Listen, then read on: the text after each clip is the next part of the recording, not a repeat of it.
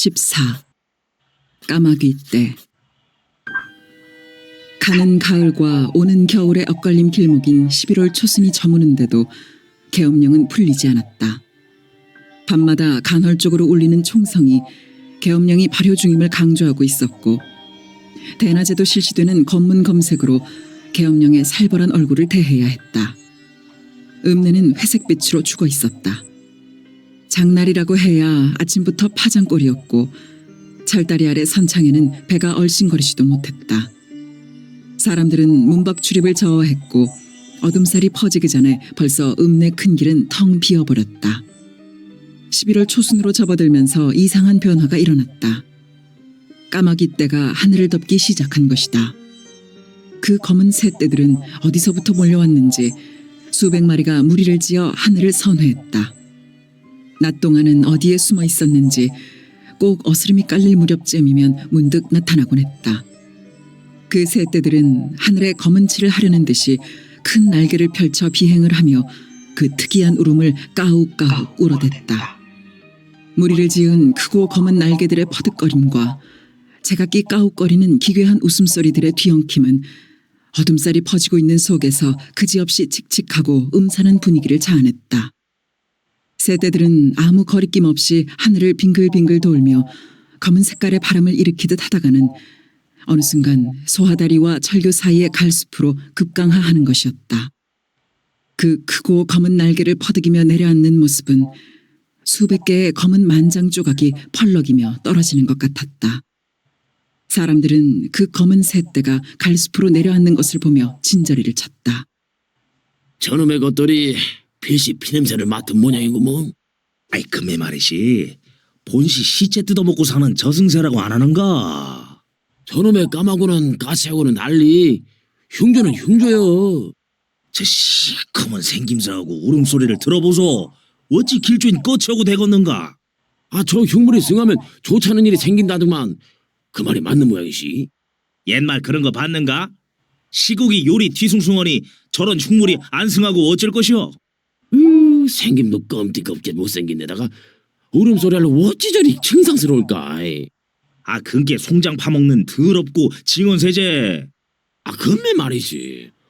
저것들도 한두 마리일 때는 몰라도 저리 수백 마리가 떼를 짓고 본 게로 무섬증이 있네 그려. 연병하고 요번 일로 이짝저짝해서 죽은 숫자 많지 저승에서 보낸 모양이시. 지명 다 못 살고 죽은 넋들 데리고 오라고. 다 징상스러운 소리 말이여. 그러나도 저 울음소리가 떡 귀신 우는 소리 같은데 말이여. 사람들은 까마귀 떼의 어지러운 선회를 올려다보며 근심스러운 어조로 말하고는 했다. 까마귀 떼의 출현을 예사로 보아넘기지 못하는 사람들의 마음에는 계엄령에서 느끼는 것과 또 다른 불길함과 우울함이 자리 잡고 있었다. 그러고 보면 사람들은 까마귀에게만 신경을 쓰는 것이 아니었다. 그 사건이 휩쓴 후로 읍내에는 냉기가 도는 이상스러운 소문들이 밤한개 퍼지듯 번지고 있었다. 그 사건이 터지기 직전 서남사의 미륵석불이 사흘밤을 내리 통곡했다는 것이었다. 그 미륵석불은 영험이 높아 인명이 무더기로 상하게 되는 일이 발생하거나 나라에 큰 변이 생기게 되는 직전에는 꼭 예고를 한다는 것이었다. 나라를 일본에 빼앗기게 되었을 때는 선지피를 토했다는 것이고 3.1운동 직전에는 며칠이고 땀을 뻘뻘 흘렸다고 했다. 소문은 그뿐이 아니었다. 약효 좋기로 이름난 진괭산 중턱의 약수 샘에는 약수 아닌 피가 흥건하게 괴어 있었다는 것이고 어느 마을의 상여 움막에서는 며칠 밤에 걸쳐 여자들의 곡성이 울려 퍼졌다고도 했다.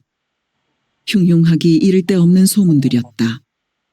소문이란 을에 그렇듯 그 사실 여부를 확인할 수 없는 채로 사람들의 입에서 입으로 옮겨갔다.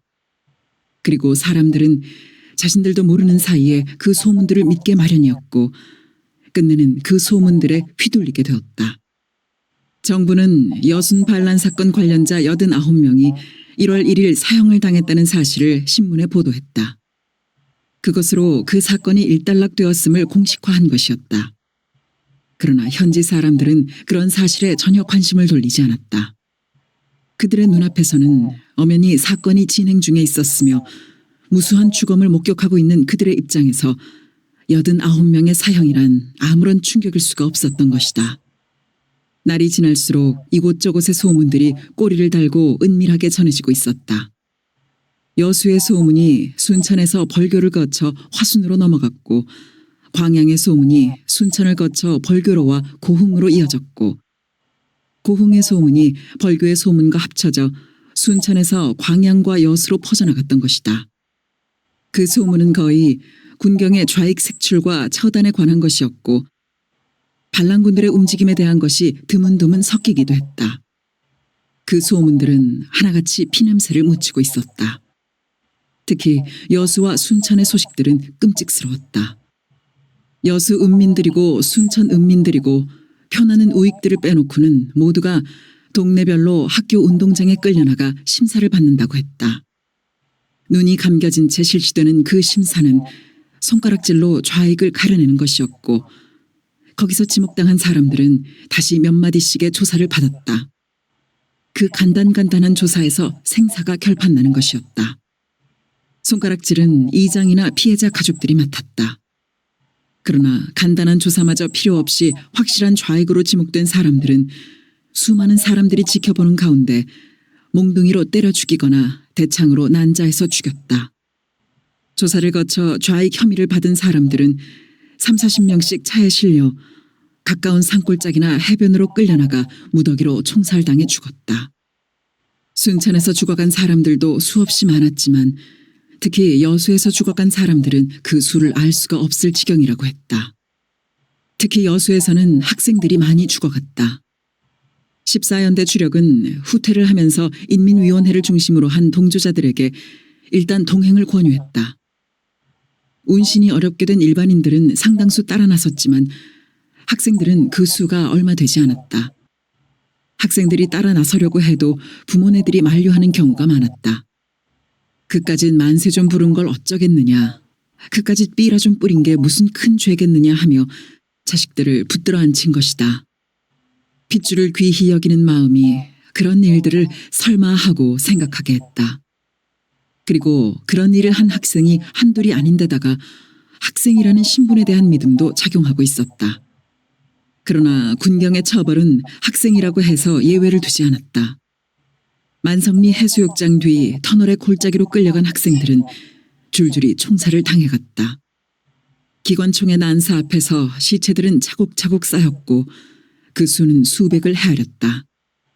물론 거기에는 학생들만 있는 것이 아니었고 사람들이 죽어가는 장소도 그곳만이 아니었다.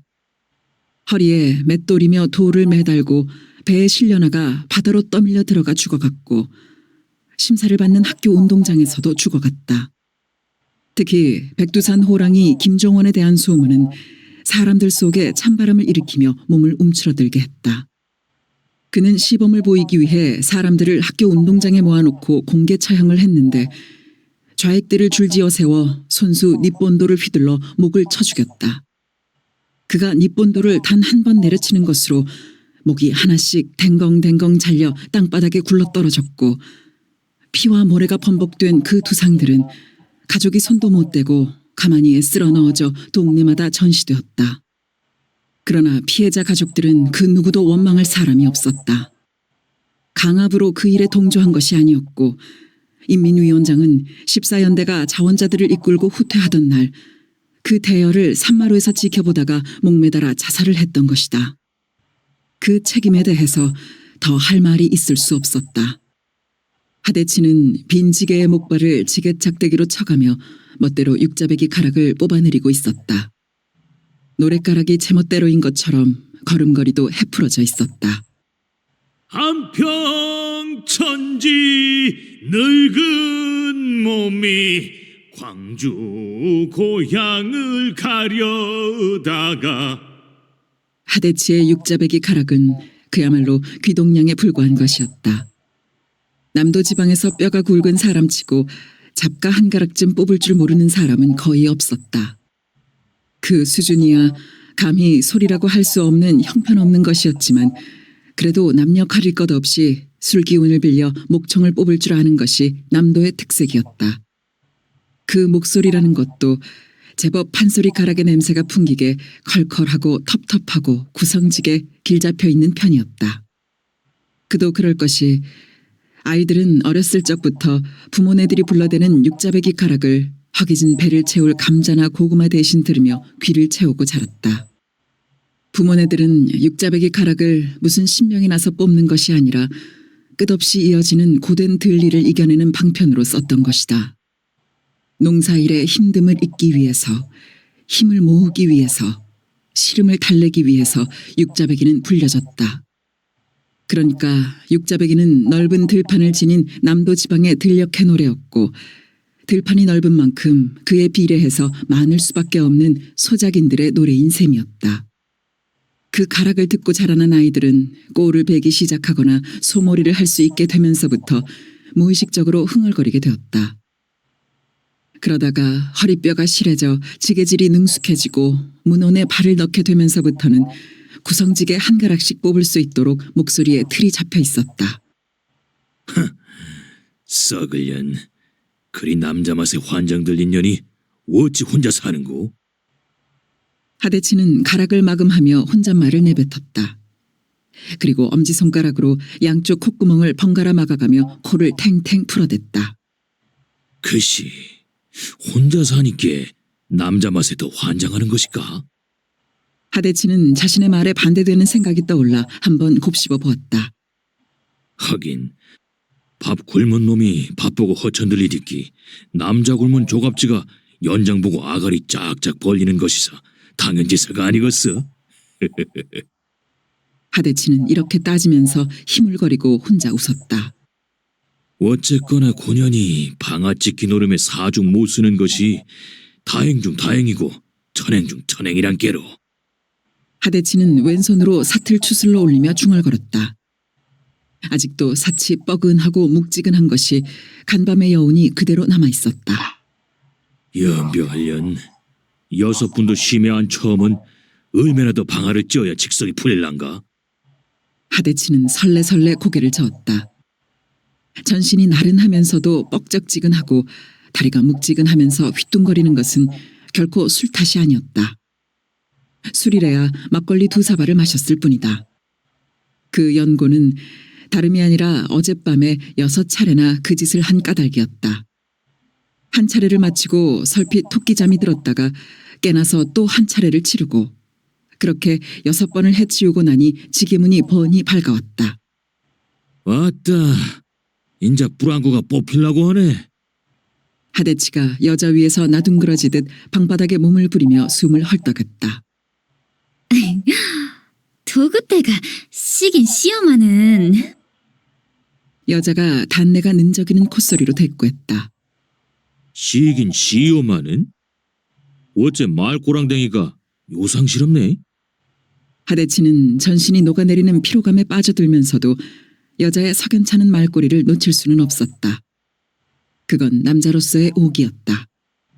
도그때가 지 아무리 시다고 혀도 어디 도그통을 당할랍디어잉. 여자는 해끔 눈을 흘기며 말하고는 팔과 다리로 하대치의 몸을 감아왔다.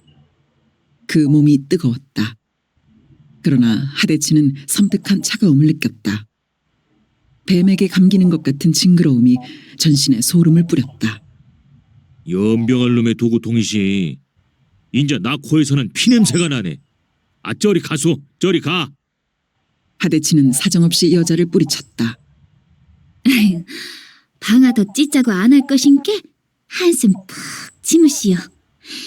저까는 귀에 고모놈은 엄청이 신 기운이여잉. 큰 소리칠만 허여잉. 여자는 아직도 아쉬움이 남는지 이미 풀 죽어버린 하대치의 볼품없는 연장을 한 차례 매만지고 놓았다. 하대치는 대장 염상진에게 장터댁에 관한 이야기를 은밀하게 했었다.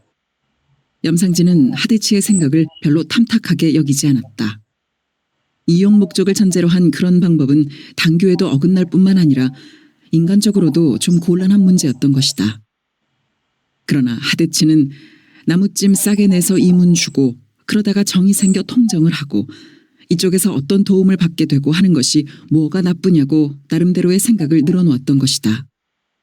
그래서 하룻밤 외박 허락을 받아 하대치는 혼자 장작짐을 지고 나섰던 것이다. 시간도 해가 서쪽으로 기울기 시작한 참이었다.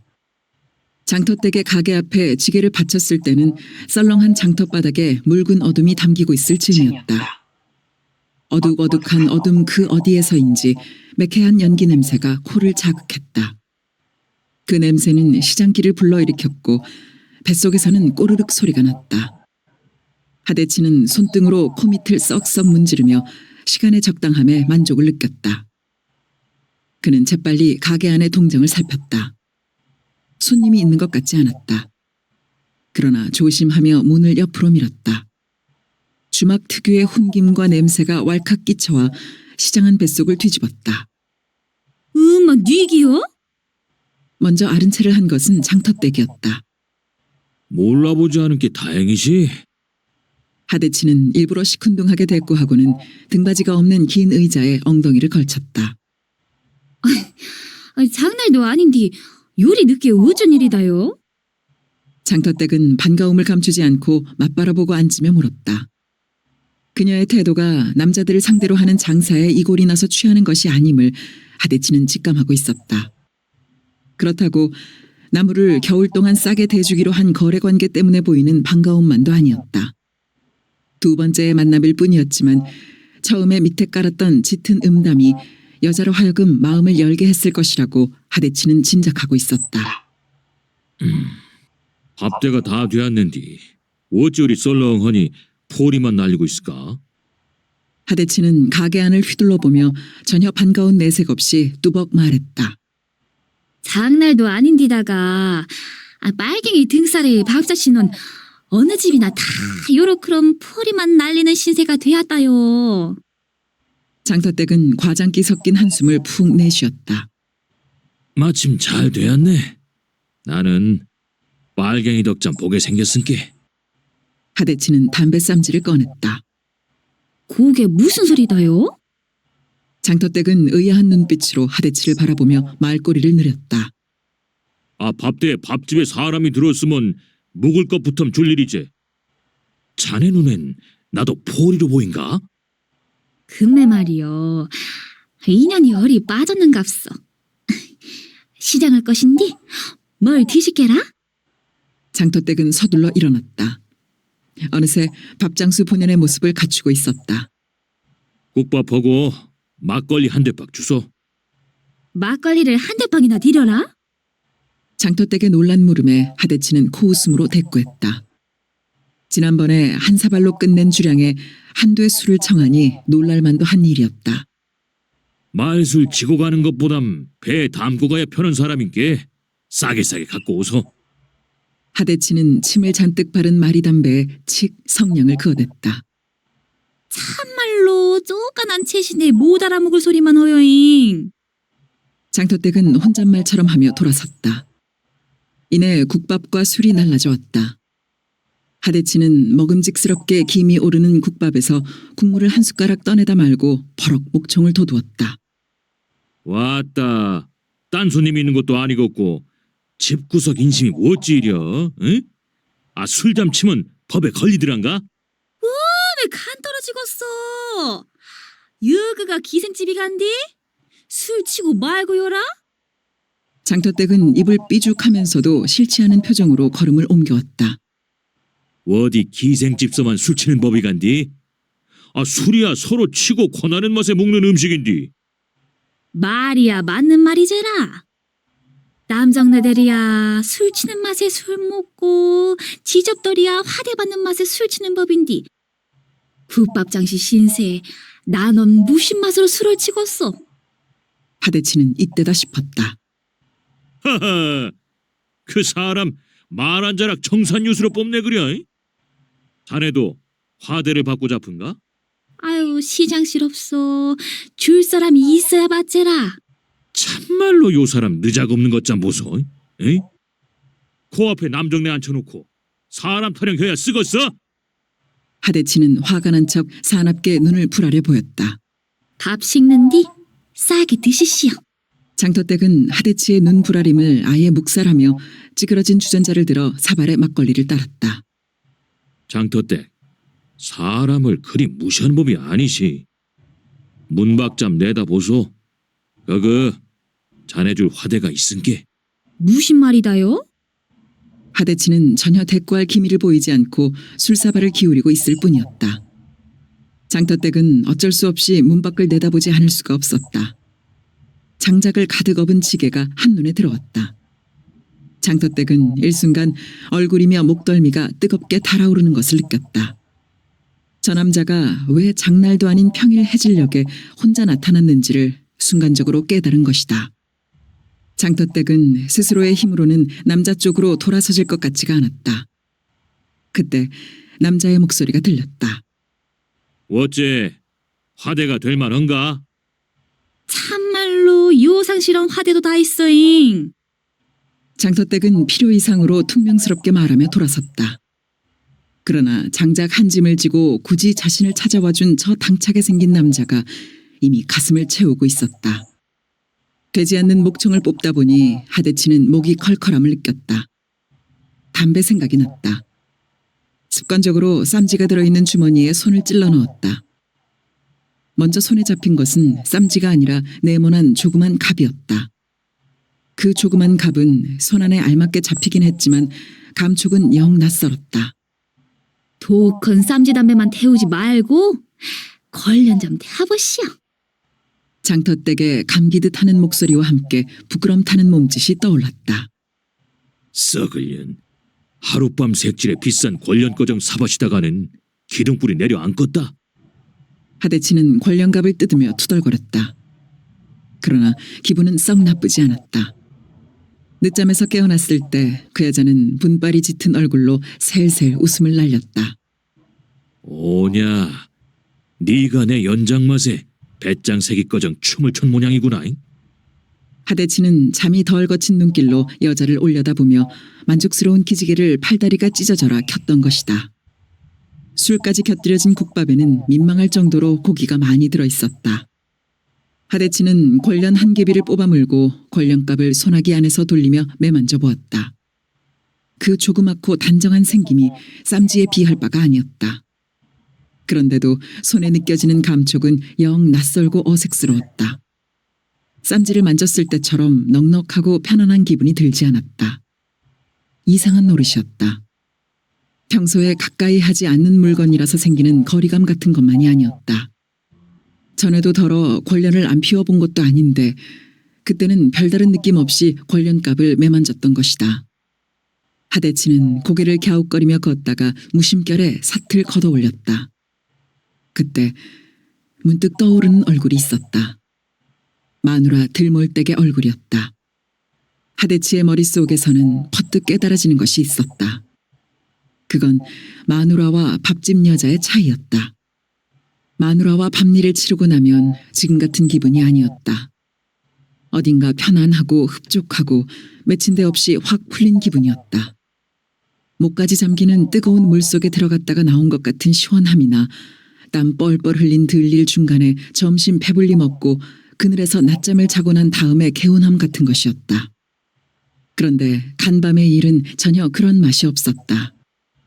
발목까지밖에 차지 않는 찬 개울물을 첨벙댄 것 같은 석연찬음과 미흡함이 남아있었다. 미지근한 된장국에 식은 밥덩이를 급히 먹었을 때처럼 영 속이 거북스럽고 허했다. 횟수만 거듭하다 보니 사치 뻐근하고 당겨 올리는 것도 과히 기분 좋은 일이 아니었다. 그 짓거리는 짚은 정 있고서야 지맛이 나는 모양인 같구만. 하대치는 비로소 밤일의 오묘함을 깨닫고 있었다. 비록 마누라는 무덤덤하고 무심한 듯 자신을 받아들였어도 따뜻하고 깊은 물이었고 장터댁은 활짝활짝 웃고 간드러지는 꽃이었지만 결국은 차갑고 얕은 개울물이었다. 그러니 마누라가 만들어준 쌈지와 장터댁이 사다준 관련갑의 감촉이 같을 수가 없는 노릇이었다. 새끼더라고 어쩌고 사는고. 하대치는 마누라 생각에 잠겨들었다. 미안하기도 하고 안쓰럽기도 했다. 산으로 쫓겨 들어온 후로 언뜻 생각이 안 난 것이 아니었다. 그러나 가족을 버려두고 온 것이 자신만이 아니었다. 애써 떼치려 했고 잊으려 했던 생각이었다. 자기네들이 저지른 일만큼 남은 가족들이 고초를 겪을 것을 생각하면 금방 사지가 푸들푸들 떨려왔다. 그 괴로움을 이겨내는 방법은 한 가지뿐이었다. 좀에만 참아라. 우리 시상이 올 것인께. 우리 시상이 오면 그 한 다 풀릴 것인께. 하대치는 이를 앙다물며 이 말을 되풀이할 수밖에 없었다. 그런데 읍내를 다녀온 강동식의 입에서 테러 사건이 터져나온 것이다. 성질로서는 견딜 수 없는 일이었지만 대장의 뜻을 거역할 수가 없었다. 연병, 우리 시상이 오긴 와야 할 것인디. 하대치는 꽁초를 눈바닥으로 튕기며 중얼거렸다. 눈바닥에는 낫지를 당한 벼 그루터기만 남아 말라가고 있었다. 산간지대의 눈이라 한떼기마다 층을 이루고 있었고 눈두렁이라는 것이 발 한 짝 제대로 놓을 수 없이 폭이 좁은 데다가 구불구불 뱀 형상을 하고 있었다. 저런 논에서 쌀이 나면 얼마나 날 것인가 싶어 한심스러웠고 그런데도 시끌시끌한 시국과는 상관없이 이미 추수를 끝냈음이 더욱 한심스러워 하대치의 가슴에는 찬바람이 스치고 지나갔다. 그 찬바람 속에 자신의 몰골이 불현듯 드러났다. 자신은 저런 한심스런 땅떼기나마 한 뼘 가진 것이 없다는 자각이었다. 땅. 그것은 무엇인가? 그건 먹고 사는 근본이었다. 농사꾼에게 그것은 분명 명줄이었다. 그런데 이 세상의 농토라는 농토는 모두 자신이 태어나기 전에 이미 임자가 결정되어 있었다. 그래서 소작인이 될 수밖에 없었고 소작인으로 제 아무리 피땀을 흘려도 평생 소작인 신세를 면할 수가 없었다. 지주들이 제멋대로 만들어 놓은 법이라는 것이 그렇게 되먹어 있었다. 사람이 한평생을 산다는 것이 무엇인가? 신락 같은 것일망정 희망이라는 것이 있어야 고생도 참고 고통도 견디는 것이다. 그런데 소작인으로 한평생을 산다는 것은 캄캄절벽이었다. 멀리 볼 것도 없이 아버지의 신세가 바로 자신의 신세였던 것이다. 그렇게는 살고 싶지가 않았다. 도저히 그렇게는 살 수가 없었다. 짐승이 아니고 사람인 바에야 그렇게 평생을 살 수는 없었다. 그렇게는 살고 싶지가 않았다. 그렇게 사느니 차라리 죽고 말리라는 결심으로 염상진을 따라 소작쟁이에 가담했던 것이다. 염상진을 뒤따르는 세월 동안 얻은 것은 감옥살이의 고초와 쫓기는 고생뿐이었다. 그러나 그런 것이 결코 고통스럽거나 후회스럽지가 않았다. 그 치떨리는 소작제를 깨부수고 새 세상을 만들기 위해서는 그만한 고생쯤 오히려 새로운 힘을 돋게 하는 자극이었다. 자신은 대장 염상진이 시시때때로 입에 올리는 공산주의에 대한 유식한 말을 빠뜨리지 않고 듣기는 했지만 다 머리에 담기지는 않았다. 마르크스가 어쩌고 무산자 인민 대중이 어쩌고 하는 장광설을 한마디로 뭉뚱그리면 지주계급 처 없애고 소작인 세상 만들자가 아니냐고 나름대로 정리하고 있었다. 염상진에 대한 존경과 신뢰도 그가 바로 그런 세상을 만들 수 있는 사람이라고 믿기 때문이었다. 새끼들 데리고 고생이 많을 것인디 좀에만 기둘리소. 우리도 요렇게 살 시상 맹글어 놓고 말 것인께. 나도 지금 호강하고 사는 것이 아닌께. 하대치는 마누라를 면전에 대하고 있는 것처럼 또렷하게 말했다. 그리고 양쪽 콧구멍을 번갈아 막아가며 코를 풀었다. 마누라와 새끼들 모습이 눈앞에 밟히며 콧등이 찡해졌던 것이다. 별로 서두르지 않은 걸음이어서 점심때가 기울어 순막에 도착했다. 배꼽이 붉어져 나올 정도로 아침을 배불리 먹었던 탓인지 별로 시장기를 느끼지 않았다. 어땠소? 대장 염상진이 무심한 듯 물었다. 야, 수월하게 목적 달성을 했구만이라. 방어를 6분이나 찧었은께요. 하대치는 아차 싶었다. 끝말은 하지 말았어야 했을 말이었다. 고도 나갔어. 염상진은 여전히 무심한 듯 말하고 있었는데 그 입가에는 희미한 웃음이 번져나고 있었다. 6번이라니? 안창민이 눈을 휘둥그레 뜨며 하대치에게로 고개를 돌렸고 하대치와 눈길이 마주치자 역시 지독스러운 기운이군. 하며 쿡쿡거리고 웃었다. 뭐 다른 소식은 없소? 염상진이 담배를 말려고 종이를 찢으며 물었다. 권련이 떨어진 모양이었다. 야, 장날도 아니고 온게요. 대장님, 요 권련 태우시시오. 지가 먼처음 두어 대 뽑아 태우긴 한 것이지만도 막담배 몰아피시는 것보다면 낫을 것인게요. 하대치는 권련갑을 두 손으로 받쳐 염상진 앞에 내밀었다. 웬 권련이오? 무엇이냐, 그께 밥집 여자가 뜬금없이 내놓더만이라. 하대치는 그 말 하기가 왜 그리 어려운지 몰랐다. 얼굴이 달아오름을 느꼈다. 방아 한 번 제대로 찌운 모양이요. 아니, 한 번이 아니라 6번이라고 했지. 안창민은 아까보다 한결 심하게 어깨까지 들썩이며 쿡쿡거렸다. 하동무만 피우라고 준 담배일 것인데 내가 피워서 되겠소? 염상진은 말은 그렇게 하면서도 담배를 뽑아들었다. 이젠 그의 입 언저리만이 아니라 얼굴 전체에 웃음이 번지고 있었다. 쟤는 그만 나가보겠구만이라. 그러시오. 좀 쉬시오.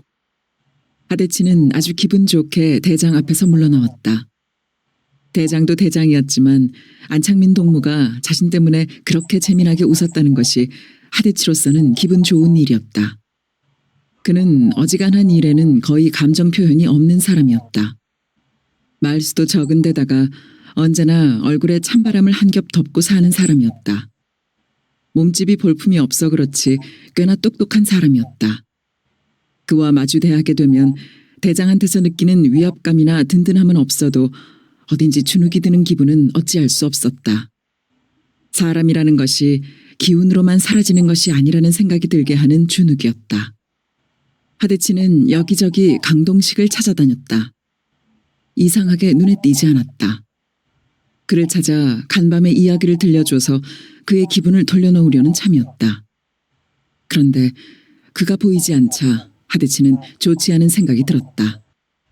설마 대장의 명령을 어기려고 하면서도 한번 떠오른 좋지 않은 생각은 마음을 다급하게 만들었다. 강동식 동무 어딨어? 모르겠는데요. 하대치는 장소를 옮겨 물었다. 강동식 동무 못 봤어? 못 봤는데요. 어디 있겠지라.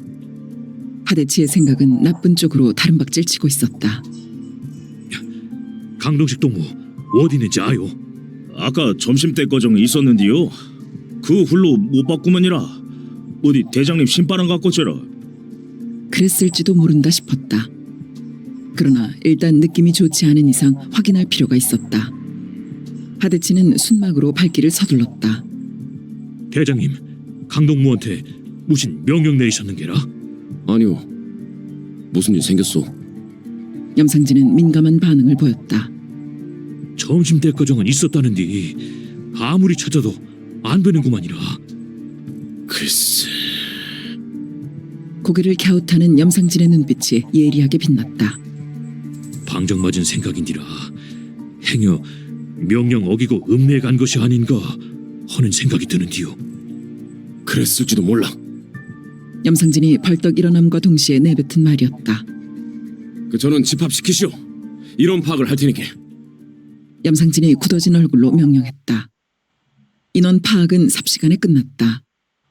인원이 적기도 해서였지만 전원 집합 명령에 따른 기민성은 이미 훈련을 거친 바였다. 하대치의 예감은 적중했다. 부재 인원은 3이었고 총도 3자루가 없어졌다. 강동식, 배성호, 오수길이 없어진 것이다. 강동식이 평소부터 자기 조언으로 가까이 하고 있는 배성호와 오수길을 데리고 읍내 침투를 감행했음을 추리하기는 결코 어려운 일이 아니었다. 하동무, 빨리 조를 짜시오. 각조에 2명씩 6명을 자출하시오. 마침내 염상진이 명령했다. 하대치가 신속하게 대열 속을 누비며 손가락질을 해나갔다. 그러는 동안 염상진은 반대쪽으로 돌아서 뒷짐을 지고 서 있었다. 어떻게 하시려고요? 안창민이 낮게 물었다. 1차로 강동식이 읍내로 침투하는 것을 저지해야 하고 우리가 발이 늦어 그 일이 실패하면 2차로 강동식 조가 당할지 모를 위험을 우리가 막는 것이오. 염상진의 음성은 땅에 무수히 흩어져 있는 낙엽처럼 메마르고 딱딱했다. 대장님, 인원 차출 끝냈습니다. 하대치가 쇳소리 나는 음성으로 보고를 하며 염상진의 등 뒤에다 거수경례를 올려붙였다. 30여 명 사이에는 얼음살 같은 긴장이 감돌았다. 염상진이 바람을 일으키듯 대원들 쪽으로 돌아섰다. 그 얼굴이 무섭게 굳어져 있었다. 동무들, 긴급 사태가 발생했소. 나와 안동무, 가동무, 그리고 6 조원이 작전을 나가는 동안 나머지 동무들은 추호도 흔들림 없이 여기를 지켜주길 바라오. 보초 근무를 철저히 해야 할 것이오. 이상. 말을 마친 염상진은 하대치에게 명령했다. 가동무, 전원 총으로 무장하고 활동 준비! 알겠습니다. 하대치가 또 거수경례를 붙였다. 염상진은 급히 숨막으로 갔다. 권총을 차기 위해서였다. 제발 강동식 일행을 읍내에 침투하기 전에 따라잡을 수 있기를 바랐다. 명령을 어긴 강동식이 면전에 있다면 당장 방어쇠를 당겨버릴 것처럼 성질이 치솟아 올랐다. 시뻘건 대낮에 총을 들고 설치는 어리석은 작자. 사적인 감정을 억제할 줄 모르는 반혁명적인 작자. 마땅히 총살감이었다. 그 작자로 인해 다시 9명이 대낮에 총을 들고 나선다는 것이 염상진으로서는 견딜 수가 없었다. 그러나 현재 상황으로서는 그 어리석음을 범하지 않을 수가 없었다. 강동식 일행을 읍내에 침투하기 전에 따라잡게 되면 총은 필요 없게 되는 것이지만 만약 그들을 놓쳐 읍내까지 뒤따라야 한다면 총 휴대는 불가피한 것이었다. 강동식 일행이 총을 휴대하고 있다는 것은 어떤 사태가 발생하는 경우 발사를 전제로 하는 것이었다. 읍내에서 총을 발사한다는 것은 어리석고 또 어리석은 일이었다. 이쪽에서는 읍내의 화력 상황을 거의 파악하지 못한 상태이고 보나마나 그동안 읍내의 경계태세나 화력은 전보다 몇 배 강화되었을 것이었다. 그런 상대를 향해 총질을 하고자 하는 그들을 보호하려면 총을 갖지 않을 수가 없었다. 권총을 차며 염상진은 부드득 이빨을 갈았다. 의식의 어느 구석에선가 검은 바람이 회오리치며 일어났다. 그 바람을 내몰기라도 하려는 듯 염상진은 황급하게 담배를 빼물었다. 강동식 조는 아마 오금제에서 날이 어두워지기를 기다릴 것이오. 우리는 오금제까지 그들을 따라잡아야 하오. 그러기 위해서는 오금제까지 속보 행군을 강행하겠어. 모두 단단히 각오하도록. 그것은 평소에 자신이 지시해온 작전이었다. 염상진은 말을 하면서도 강동식이 제발 오금제에서 오래 머물러 있기를 빌었다. 안창민은 무의식적으로 이마에 손차양을 만들어 해를 가늠해 보았다. 벌써 해는 서편으로 반남아 기울어 있었다. 그지없이 투명한 물빛 하늘에 해는 조그맣게 박혀 있었다. 안창민은 해의 눈길을 박은 채 잠시 그대로 서 있었다. 염상진의 계획은 무위로 끝나기 쉬울 것이라고 생각하면서 해는 너무 기울어 있었고 산속에는 유난히 어둠이 빨리 깃드는 탓이었다. 어차피 읍내 침투는 불가피할 것 같았다.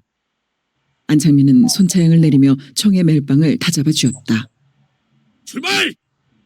염상진은 버럭 소리를 질렀다. 그건 안창민의 행동을 묵살하고자 하는 그의 감정 표현이었다. 안창민이 해를 올려다보며 무슨 생각을 했는지 그는 직감하고 있었다. 다시 명령을 어긴 강동식에 대한 분노가 끓어올랐다. 사람들의 눈을 피해 길도 없는 나무숲을 헤치는 강행군이 시작되었다. 염상진이 진로를 잡았고 하대치가 후미를 맡았다.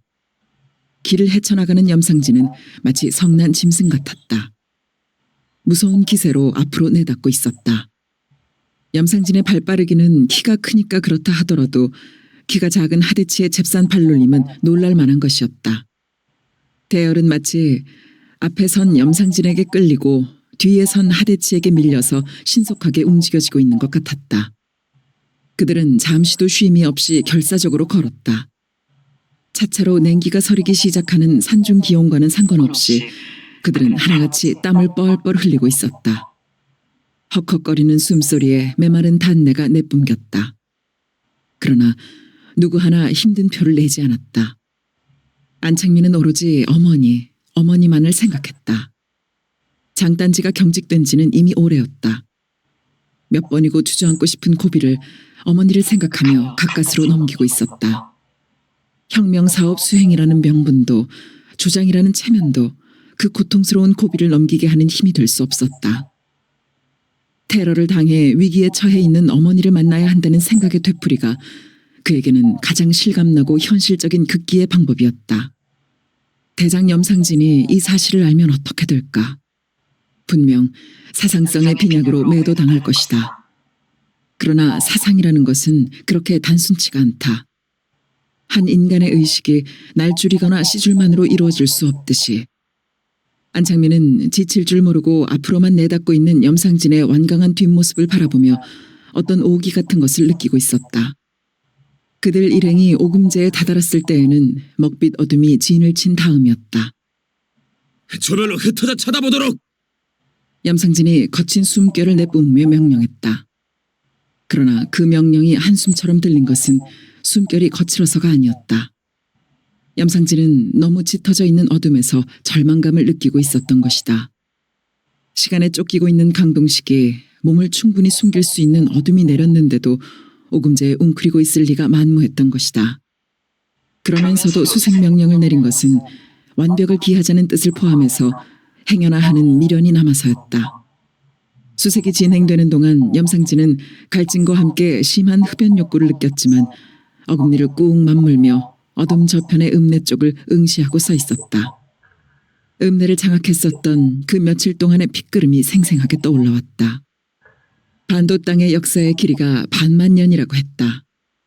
그 장구한 세월을 무턱대고 자랑 삼으려 한다. 세월의 길이가 왜 자랑감이 될 수 있는 것인가? 그건 배부른 자, 인민 대중의 생혈을 빨고 살아온 자들의 타령이고 최면술인 것이다. 그 긴 세월이 진정 자랑이 되려면 계급 없는 사회로 나갔어야 한다.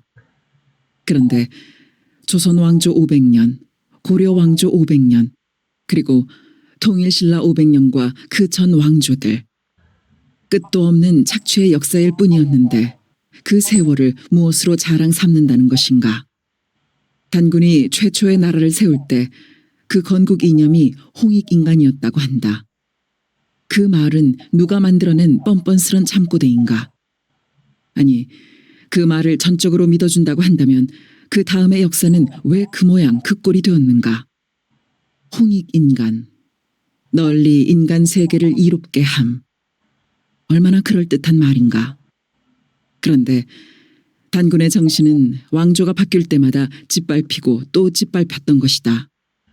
각 왕조는 계급제도를 고수함으로써 널리 인간 세계를 이롭게 한 것이 아니라 소수 지배계급만을 이롭게 하는 사회를 만들었던 것이 아닌가. 단군은 새로운 왕조가 설 때마다 배신을 당한 것이고 반만 년의 역사는 가장 비인간적인 착취의 부끄러운 역사가 되고 말았다. 그런 세월을 무엇으로 자랑 삼을 수 있는가? 해방은 반도 땅의 역사 위에서 단순한 의미일 수가 없다. 자멸한 조선 봉건 왕조 위에 새 역사를 창조해야 할 중차대한 기점이 바로 해방인 것이다. 봉건 계급 제도가 일소된 나라, 착취 계급을 완전히 소탕해버린 나라, 그야말로 홍익인간의 정신을 되살리는 새 나라를 세우는 것이 해방의 의미였다. 그런데 역사의 물줄기는 다시 봉건 왕조로 거슬러 올라가고 있는 것이다. 남쪽 땅에는 민주주의라는 미명 아래 지주계급과 친일 세력이 합세하여 남쪽만의 나라를 세우고 만 것이다. 결코 용납될 수 없는 일인 것이다. 사회주의의 건설, 그것만이 최선의 길이고 유일한 길일 뿐이다. 그 목적 달성을 위해서 투쟁, 오로지 투쟁이 있을 뿐이다. 염상진은 어둠을 응시한 채 주먹을 말아쥐며 부르르 떨었다. 대장님, 없구만이라. 하대치의 보고였다. 잇따라 들어온 두 조의 보고도 마찬가지였다. 좋소. 지금부터 행동을 개시하고서. 나는 강동무를 맡겼소. 하동무는 안동무조와 함께 행동하시오.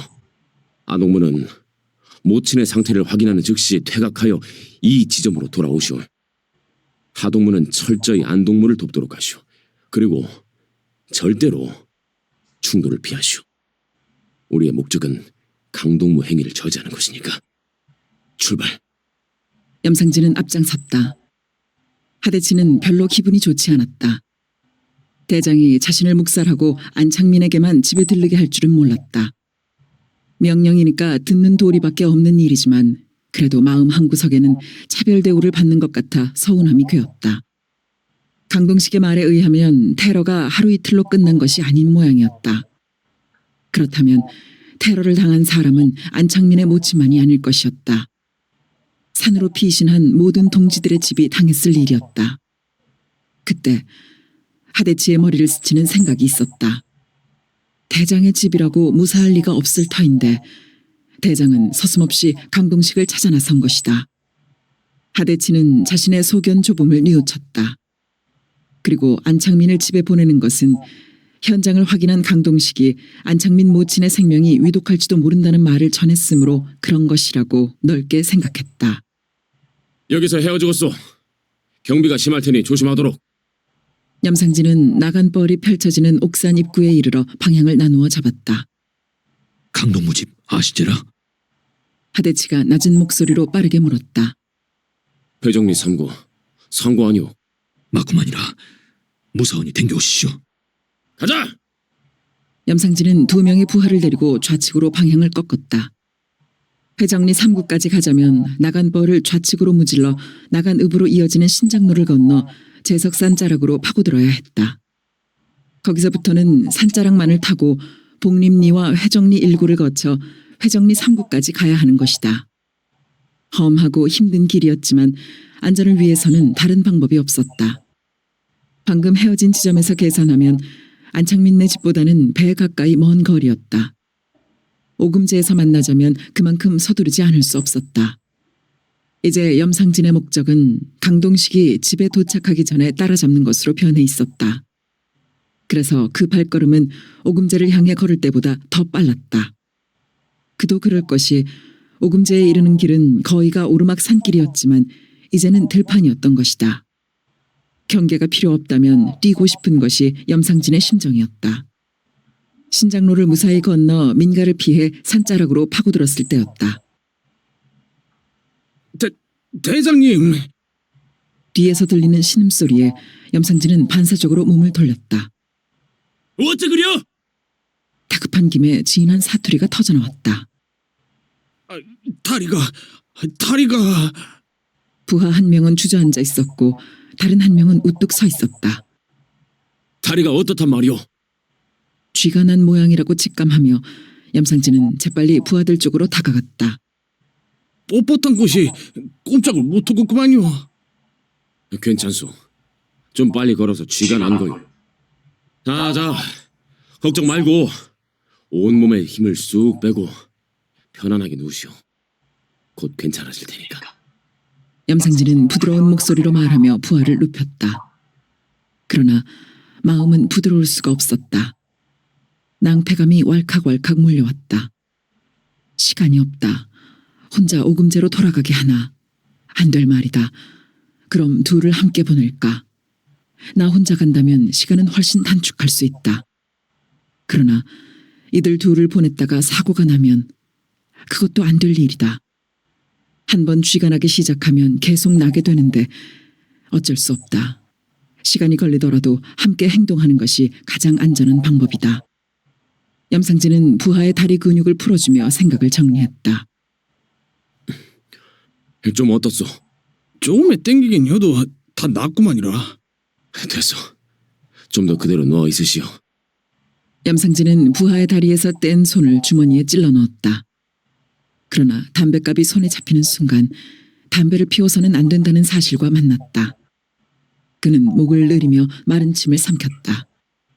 어둠 속에서 개 짖는 소리가 들려왔다. 어디쯤인지 방향을 가늠할 수 없도록 어둠은 짙었다.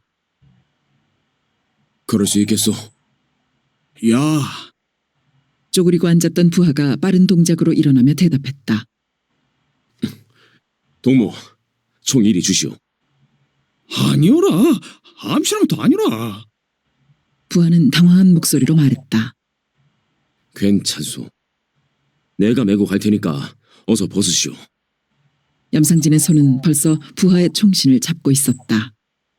염상진은 속도를 반감시켜 걸었다. 강동식이 집에 도착하기 전에 따라잡기는 어렵겠고 그가 집에 오래 머물지 못하게 해야 한다는 쪽으로 염상진은 계획을 수정했다. 복림리 뒤편 산자락을 지났다. 읍내에 켜진 많지 않은 전등 불빛이 잡힐 것처럼 가깝게 느껴졌다. 사실 복림리와 장터거리와의 직선거리는 포구의 폭에 지나지 않았다. 그 포구에 가로놓인 세 개의 다리가 나간벌 쪽으로부터 횡계다리, 소화다리, 철교다. 벌교라는 이름도 포구 때문에 생겨난 것이었다.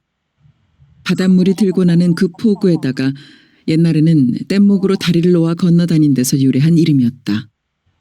세 개의 다리 중에서 제일 길이가 짧은 횡계다리는 옛날에 만들어진 것이었고 소화다리와 철교는 일제시대에 만든 것이었다. 벌교. 염상진은 불빛을 바라보며 새삼스럽게 뇌어보았다. 긴 포구를 사이에 두고 두 쪽으로 갈라진 듯 이어지고 있는 땅. 남쪽 지방하고도 그 끝머리에 위치한 땅이 바로 자신의 고향인 것이다. 그런데 그 불빛은 단순한 불빛으로만 느껴지지 않았다. 그 불빛은 자신을 거부하는 차가운 손이었다. 그 불빛은 자신을 감시하는 살벌한 눈이었다. 며칠 전만 해도 그 불빛은 자신의 승리를 지키는 깃발이었다. 그 며칠 동안의 일이 마치 멀고 아스만 꿈결처럼 느껴졌다.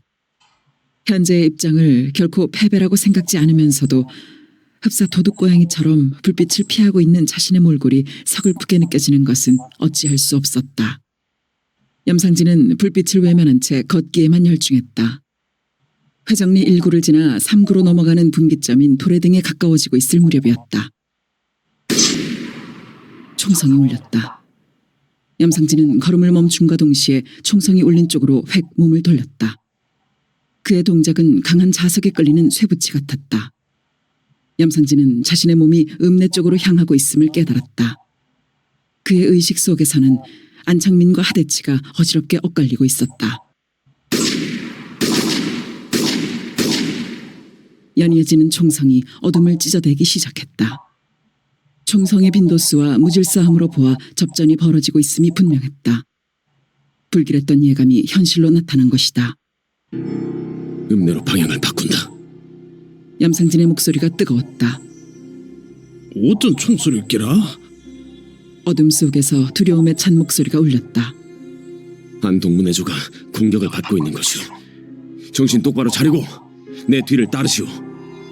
염상진은 그때까지 들고 있던 부하의 총을 건넸다. 그리고 권총을 뽑아들었다. 머릿속이 싸늘하게 식으며 맑아지고 있었다. 어떤 위기에 봉착할 때마다 일어나는 현상이었다. 의식은 백지처럼 깨끗해졌고 그때마다 그 위에 타겟책을 그려나가고는 했다. 안창민 내 집, 청년단의 위치, 경찰서, 소화다리. 염상진의 머릿속에서는 순식간에 읍내의 지도가 그려지고 있었다. 갑시다. 지금부터 계속 뛰겠어.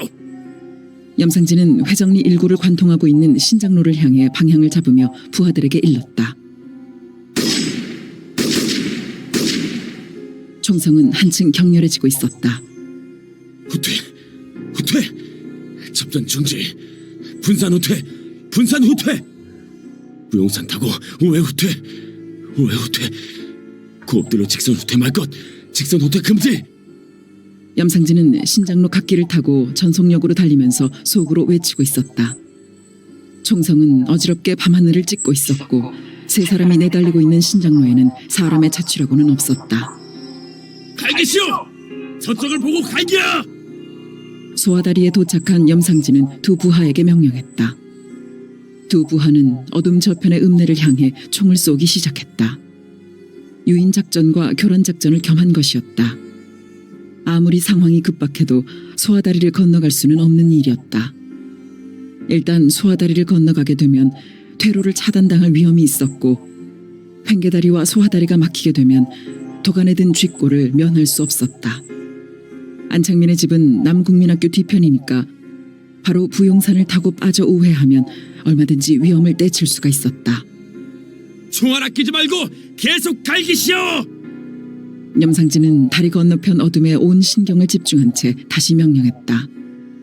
이쪽에서 총질을 해대면 안창민 내에게로 쏠렸던 적의 화력이 동요를 일으키면서 분산될 것이었다.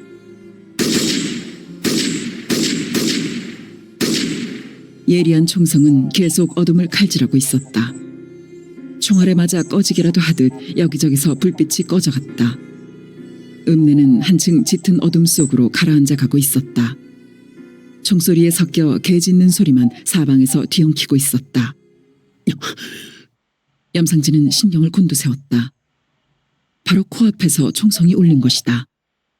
예상대로 적의 병력이 분산된 것이었다. 다리 건너편 어둠에서 총성이 가열되기 시작했다. 겁내지 말고 몸을 더 낮추면서 뒤로 천천히 물러나면서 계속 갈기시오. 겁내지 말고. 염상진은 두 부하를 독려하며 자신도 권총의 방아쇠를 당기기 시작했다. 하나라도 더 많은 총성이 필요했던 것이다. 그는 앞을 향해 방아쇠를 당기는 일방 뒤쪽을 경계하며 천천히 물러서고 있었다. 적들은 다리를 건너오고 있는 것 같지는 않았다. 그러나 어둠이 짙어 적의 동태를 전혀 파악할 수 없는 상태에서 총성만으로 적의 위치를 가늠한다는 것은 어리석기 짝이 없는 일이었다. 더구나 적은 수적으로나 화력으로나 우세한 입장이므로 기만 전술을 얼마든지 쓸 수 있었다.